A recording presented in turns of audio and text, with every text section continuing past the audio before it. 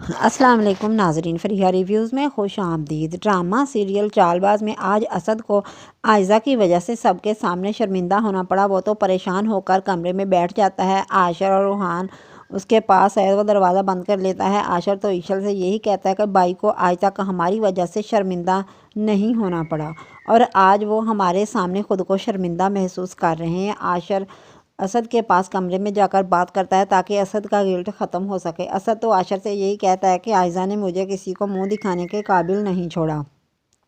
روحان اور عاشر اس کے پاس آ کر اسے تسلی دیتے ہیں مگر اسد کا دل بری طرح سے ٹوٹا ہوا ہے۔ وہ تو یہی کہتا ہے کہ جس کو میں نے دل سے چاہا تھا اس نے ہی میرے دل کے ٹکڑے کر دیے۔ اسد تو کسی سے بات نہیں کرتا۔ وہ خود کو کمرے میں بند کر لیتا ہے کہ میں اپنے بھائیوں کو کیا چہرہ دکھاؤں، انہیں کیا بتاؤں۔ اسے تو بہت شرمندگی محسوس ہو رہی ہے۔ ادھر عائزہ جو بری طرح سے پھنس چکی ہے، اسے سمجھ نہیں آ رہی کہ اس کے ساتھ ہوا کیا ہے۔ اسے تو عنایہ پر بہت غصہ ہے۔ عنایہ بھی اس سے سوال کرتی ہے کہ اب آپ کو پتہ چلا کہ جب انسان کا سکون برباد ہوتا ہے تو سامنے والا کتنا زہر لگتا ہے۔ عائزہ تو اسے چیلنج کر دیتی ہے کہ اگر میں اس گھر میں واپس نہ گئی تو تم یہ سوچنا بھی مت کہ میں تمہیں اس گھر میں جانے دوں گی۔ عائزہ کو یہی لگتا ہے کہ میری بربادی کو دیکھ کر عنایہ بہت خوش ہے۔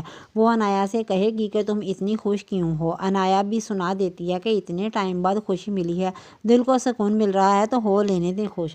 عائزہ اب خودکشی کرنا چاہتی ہے کیونکہ اس سے اپنی ہار برداشت نہیں ہو رہی۔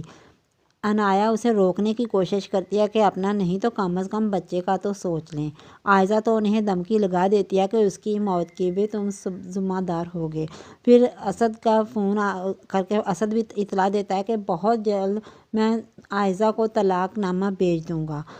ادھر شایان کا بھی پلین کریش ہو جاتا ہے۔ شایان تو اپنے انجام کو پہنچ گیا۔ بہت جلد عائزہ بھی اپنے انجام کو پہنچ ہی جائے گی۔